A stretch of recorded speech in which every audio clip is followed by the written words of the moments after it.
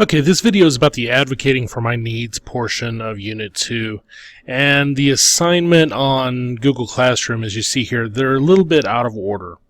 The first sheet you want to do is Worksheet 5-2.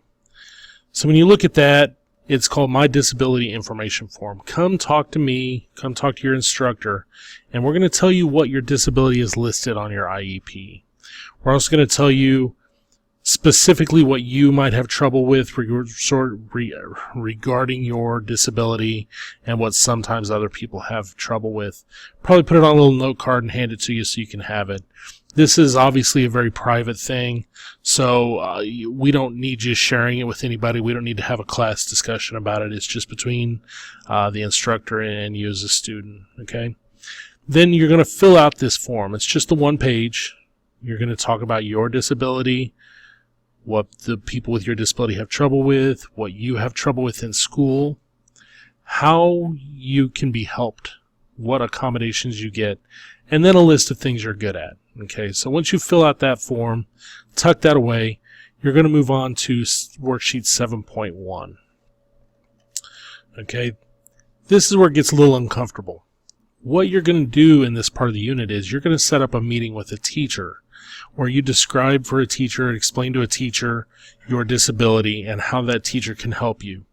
What I'd like for you to do is think of a teacher in whose class you've got a big assignment coming up, whether it's a paper, whether it's a big math test, something that might have you stressed out, okay? And I want you to talk to your teacher about that. And you're going to go through, in the section 1 of this is planning for a meeting with your teacher. And you're going to list the following accommodations that are appropriate to ask for this coming up assignment. Okay, and it might be something you already get already, but it's something you need to be able to verbalize with the teacher. I want you to practice explaining those accommodations, and this says to a classmate, you can practice with an instructor. If it's something that you don't feel like discussing with somebody, you can definitely come discuss it with me or whoever your instructor is. Get feedback from your instructor or classmate about those accommodations and your explanation. That's going to be the important part. As you explain what you need, also explain why you need those. Okay?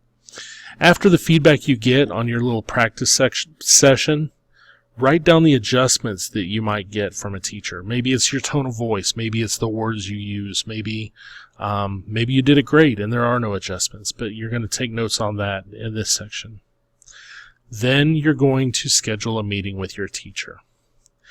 This says in email, in person. I would do both. I would talk to your teacher in person and then also send them a follow-up email because we teachers get pretty busy and we have 18 things coming at us at once. So if we set up a meeting with you, send up a follow-up email saying, hey, this just reminds you on so-and-so date, we're going to talk about so-and-so. Okay? Then you're going to actually have your meeting. You're going to keep this checklist and fill it in right after your meeting. How you greeted, how you disclose your disability.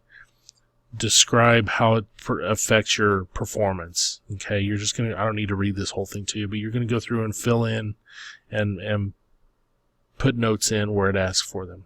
Okay, at the end of the meeting, you're going to answer these questions and then finally these. Okay, that's the end of this particular worksheet.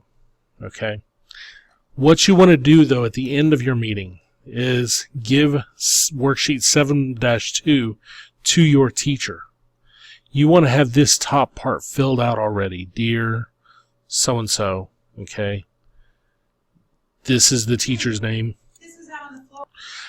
This is where the teacher's name goes.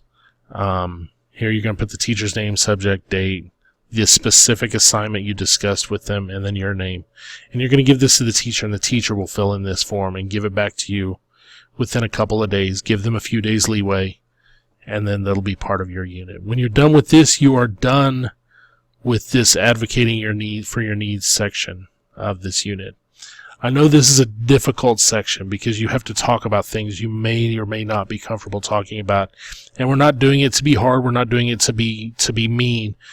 We're doing it because this is going to be a part of transitioning to the next level in your life. If you go to college, if you get a job, you're going to need to be honest with people about things you need. And this is a good way to practice in a safe environment. Teachers are not going to belittle you or look down on you. This is a good place to practice those skills that you're going to need as you move on to the next step.